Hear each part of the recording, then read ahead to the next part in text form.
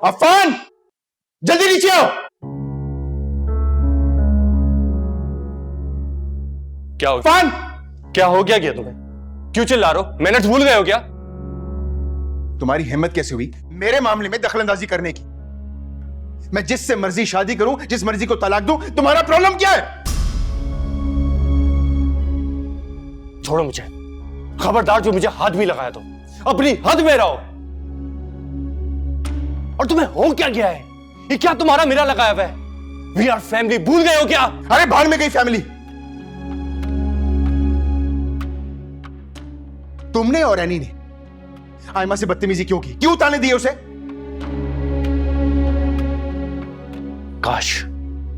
काश तुम ये हमायत एमल भाभी के लिए भी करते। तुम भूल गए हो क्या? हम सबसे लड़के तुमने उनसे शादी की थी। कितनी मोहब्बत करते थे तुम उनसे। तुम अपने काम से काम रखो। मैं चाहे दूसरी शादी करूं या तीसरी, कम से कम मम्मी की रजामंदी से कर रहा हूं। मैं तुम्हारी तरह सबको नाराज करके अपना घर नहीं बसाया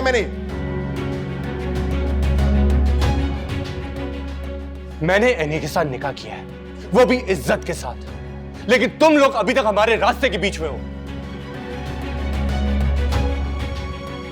लेकिन शरिया, प्लीज एमल भाभी का सोचो। तुम्हारी इस शादी के बाद उन पे क्या गुजरेगी? मोहब्बत करते थे तुम इनसे। मोहब्बत है, इसीलिए मैं उसे तलाक नहीं दे रहा हूं। यह ताल्लुक अभी तक बरकरार रखा हुआ है मैंने, इसी वजह से। क्यों नहीं समझ आती तुम लोगों को यह बात? बहुत एहसान है तुम्हारा कि ये ताल्लुक तुमने अभी तक बरकरार रखा, वरना मैं तो मर जाती। लेकिन याद रखना, तुम दूसरी शादी करके कभी खुश नहीं रहोगे। जुबान तो देखो इस लड़की की कैसे चलती है। क्या तरबियत की है तुम्हारे माँ बाप ने तुम दोनों लड़कियों की? उठते बैठते मेरी बेटी को ताने देते हो, उठते बैठते उसे बद्दुआएं देते हो। खबरदार, खबरदार जो मेरे माँ बाप के बारे में कुछ भी कहा, वरना मुझसे बुरा कोई नहीं होगा।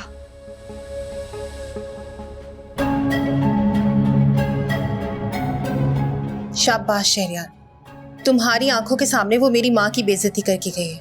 तुम चुपचाप खड़े हो। ये इज्जत है मेरी माँ की? बहुत हो गया अफान। मम्मी के इस फैसले से सब राजी हैं सिवाय तुम्हारे। ये शादी तो मैं करके रहूंगा, और अगर तुमने कोई और रुकावट डालने की कोशिश की तो मैं एमल को तलाक दे दूंगा, और इसके जिम्मेदार सिर्फ तुम और एनी होगे। याद रखना।